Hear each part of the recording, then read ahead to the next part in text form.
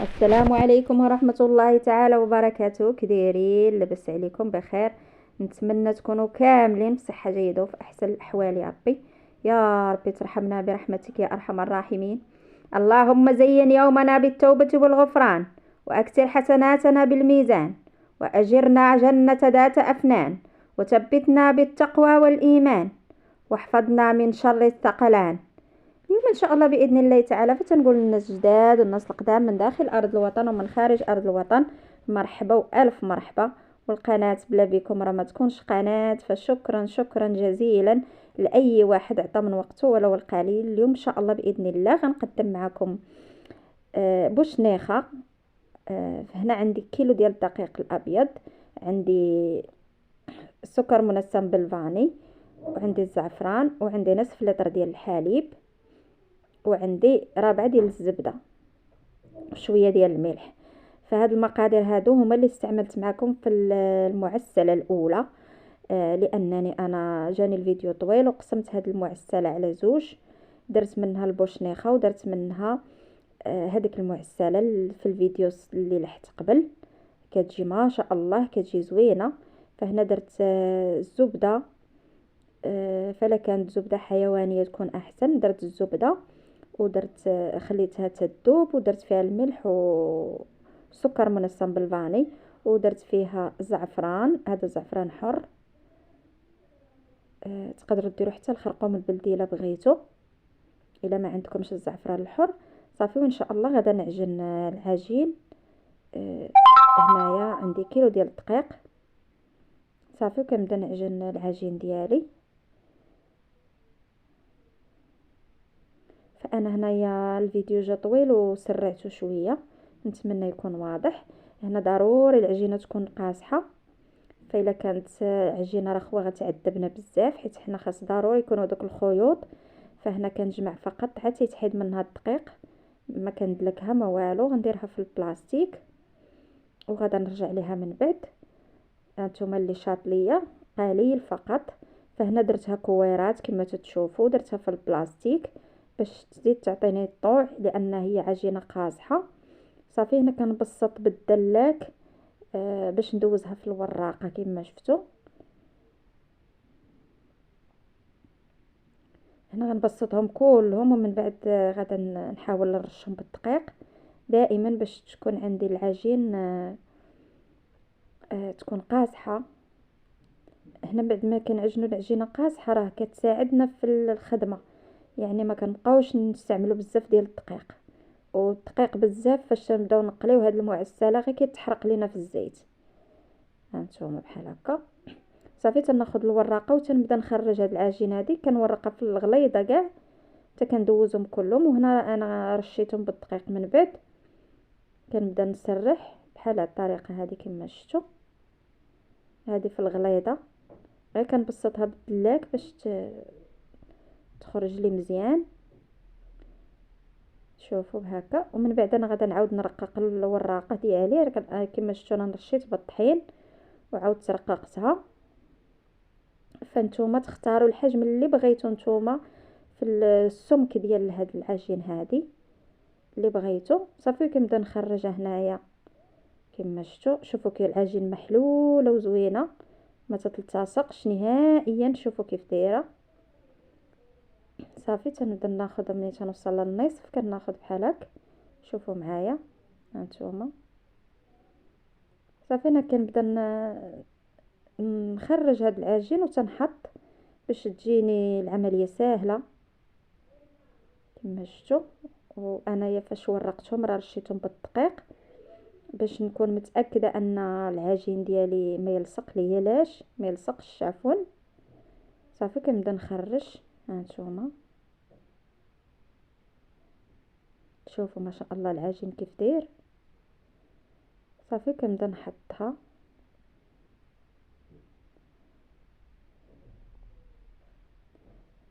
صراحه راه ساهله، يعني انا ولفت نخدمها يعني تتجيني ساهله كما شفتوا.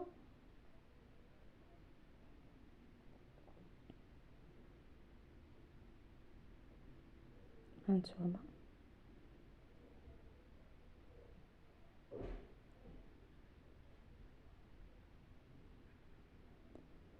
صافي هنايا بعد ما سرحتهم فوق طاولة العمل فتنبدا نقرص على الحجم اللي بغيت انا. كنبدا نقرص صافي ملي كنكملهم وغنقطعهم بالسكين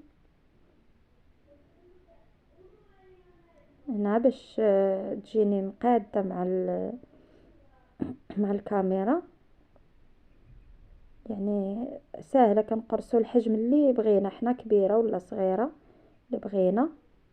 صافي نقطع بالسكين تناخذ واحد طاوه او بلاطو اللي غادي نديرو فيه هاد العجينه هادي.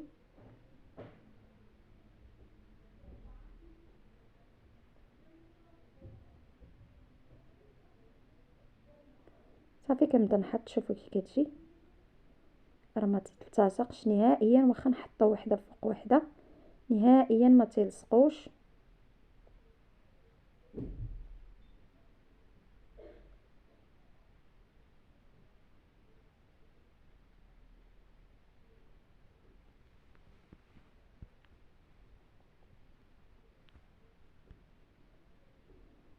صافي نكمل بهذه الطريقه ان شاء الله. كما شفتوا غندير حمام زيت باش نقلي هذه المعسله هذه.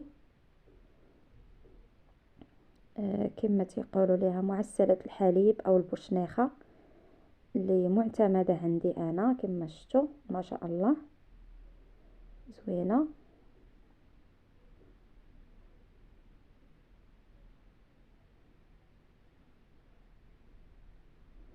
صافي غنكمل بهذه الطريقه. درت حمام زيت كما شفتوا، وتكون نار مهيله، حيت الا كانت نار عاليه فكيتحرقوا من الوسط ديالهم وتيبقاو هذوك البلايصات اللي انا قرصت ما تيطيبوش. لهذا خاص الزيت تكون نار مهيله، مجرد ما يسخن كنقصوا عليه نار مهيله كما شفتوا. صافي هي فاش تنفخ هاد البوشنيخه هي كتطلع فوق الزيت. صافي وتنقليوها كنديروها في العسل.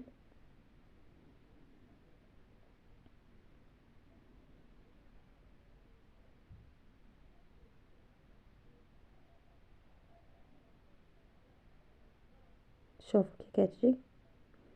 صافي تنخليها طيب وانا راه تنكمل العجين اللي مازال عندي.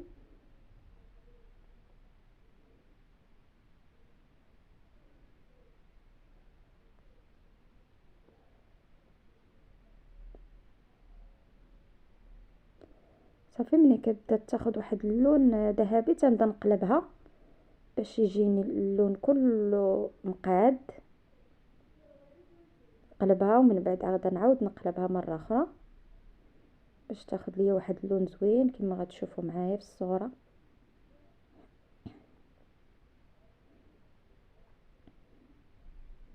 هانتوما المعسله ديالي هي طابت. انا غنحيدها من الزيت كما تشوفوا.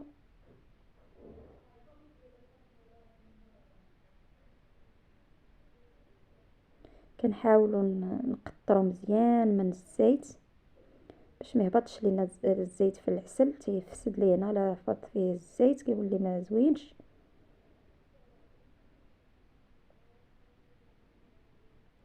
وكل شيء تبارك الله ما شاء الله تيعرف كيفاش يقلي المعسلات ويديرهم في العسل.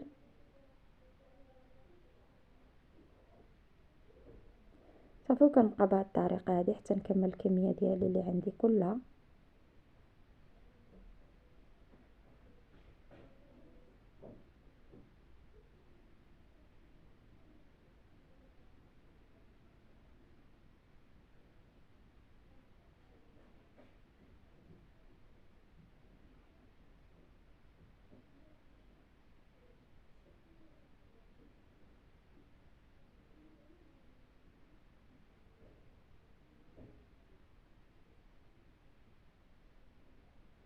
بعد ما طابت لي المعسله ما شاء الله كيف كتجي غزاله ما شاء الله، كتجي زوينه. صافي تنحاولوا نرشوها بالزنجلان. تقدروا تزينوها باش ما بغيتو باللوز ايفيلي، بالفول السوداني، بالزنجلان. انا رشيتها بالزنجلان كما شفتوا.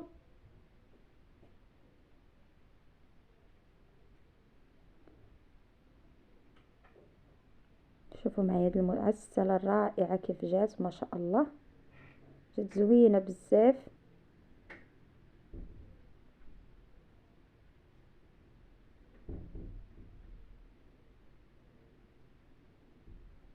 نتمنى نكون خفيفه على قلوبكم، نتمنى لكم التوفيق والنجاح يا ربي، ومبروك عواشركم، والله يبلغنا رمضان لا فاقدين ولا مفقودين.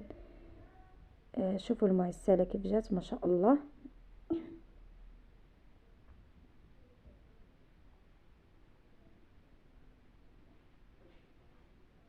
شوفوا كيف جات، ما شاء الله، جات رطبه وزوينه. شوفوا كيف جات.